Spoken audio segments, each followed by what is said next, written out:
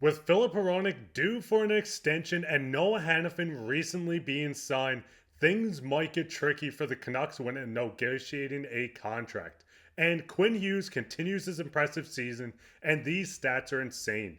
I'll get into this later on this episode. Before I start, I just want to say to thousands of you watching that aren't subscribed, if you're enjoying this Canucks content and you never want to miss another episode, make sure to go down and hit that subscribe button. We'll be here all season long, giving you updates from all around the Canucks. But with that, let's hop straight into the first topic today, which is this might be bad for the Filip Hronek extension. Now, we did see today, and a lot of you are probably wondering why am I even bringing this up, but Noah Hanifin was signed by the Vegas Golden Knights to its $7.35 million annually contract over an 8-year deal. Now, like I said, you might be asking yourself, why does this matter? Why do we care about Noah Hanifin? But the biggest thing with this is how close of a comparable these two guys might be and how this might affect the Canucks when trying to sign Filip Hronek. And a lot of fans don't want to even think about him being signed for this much. Now, when you do look at the two players, Noah Hanifin, 27 years old, obviously traded from Calgary to Vegas, is 27. He's averaging 23.2 seconds time on ice, 13 goals, 31 assists, 44 points, 27 points, 5 on 5, plus 20, plus minus 11 power play points. I'm not going to continue reading the rest. I'm sure you can read that there as well. But the big thing is when you really look down at these two players, Hronek and Hanifin are very similar in multiple ways.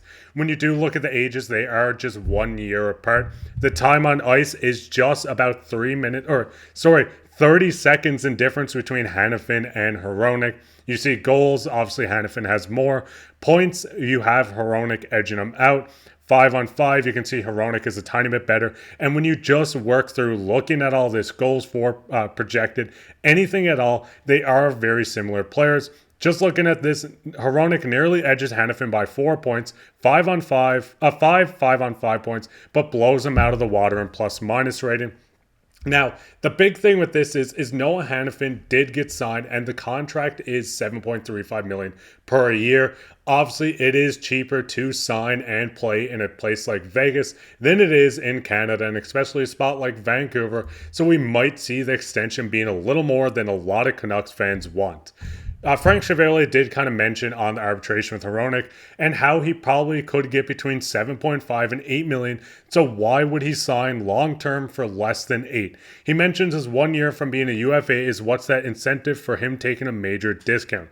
Obviously, Hronek has been good for the Vancouver Canucks, but the big thing with this and what a lot of fans are worried about is just how much he might get. When you do look at this, again, Chiravelli was just speaking. He says he's a half point per game right shot defenseman who is the best fit that we've seen to this point with Quinn Hughes. He does continue on and says, why would you want to try and replace that when you already have something that works? You probably don't love the fact that it could be 8 times 8, but the fact of that is whatever the market bears, to me, I just wouldn't want to have to go out and find out the hard way. And it's not like to not have that. So the big thing with this, like I said, is with Hronek, he has worked with Quinn Hughes. We've seen this year he's looked outstanding with him, and replacing him in this lineup, even though he looks like he could get an $8 million paycheck, is going to be a hard pill to really swallow as a Canucks fan. Like it says here, if he goes to arbitrations, you do and you possibly can get him for the 7.5 to 8 million on a 1 year deal. But the problem with this is this walks him right into being a UFA. And if he does end up doing this and he goes as a UFA, he could walk for absolutely nothing. When you do look at Hronek, like I said, this season, 79 games, 5 goals, 43 assists, 48 points, plus 34, 38 PIMs, 3 even strength goals, 2 power play goals. He's averaging a lot of ice time with 23 minutes and 31 seconds. He has 84 blocks, 101 hits, 24 takeaways, 50 giveaways. This guy has been great. With Quinn Hughes, he has looked fine on his own as well. And like Frank said here, are you willing to look at him and say, hey, we're going to trade you. We're going to look at other options. Maybe we let him walk. Maybe we sign him for the 1 year, whatever it might be. Are you willing to risk looking for another defenseman that has fit with Quinn Hughes? Obviously, when you do look at this and just want to look at the fact of defensemen, you have guys like Tyler Myers as a UFA, Sidorov as a UFA, Ian Cold, Mark Freeman, and then the only guys you have going into next season on defense are guys like Quinn Hughes, who did sign extension a few seasons ago, making 7.8.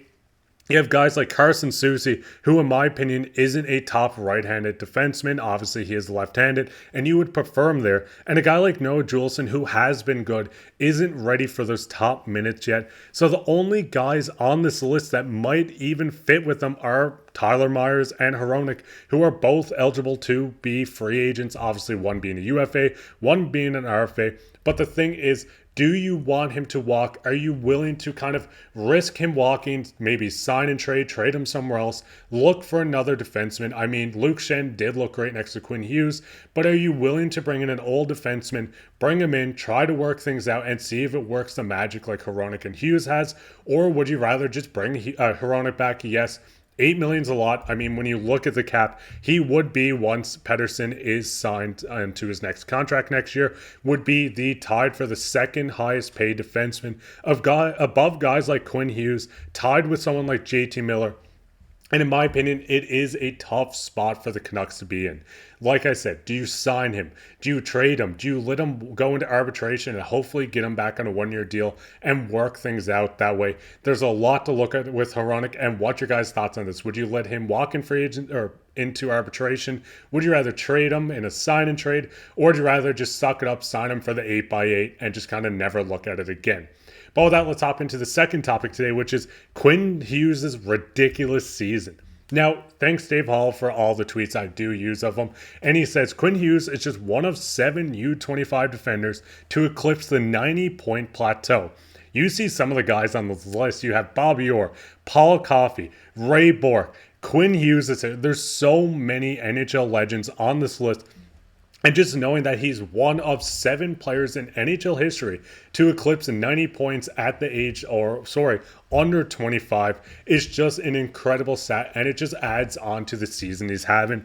Obviously, I'm not going to go too much into Quinn Hughes, but looking at his season, 79 games played, 17 goals, 74 assists, 91 points, a few games to still kind of work his way and try to put up more points.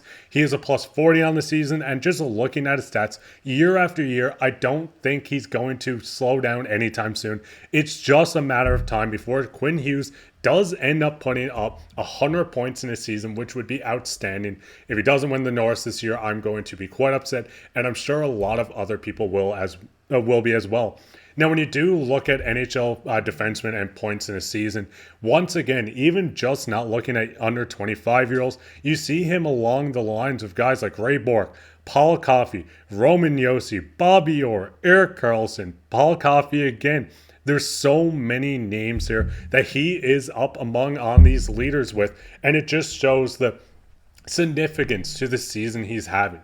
So what's your guys' thoughts on Quinn Hughes? I know everyone thinks he's outstanding, but what's your thoughts on some of these records he's breaking, on some of these records he's getting close to, and what's your thoughts on his progression, and where do you think he caps out point-wise? Because I don't think it's out of the realm of him scoring over 100 points. But with that, let's get into everyone's favorite topic, which is comment of the day. And the comment of the day comes from Makawak. Sorry if I'm pronounced that totally wrong.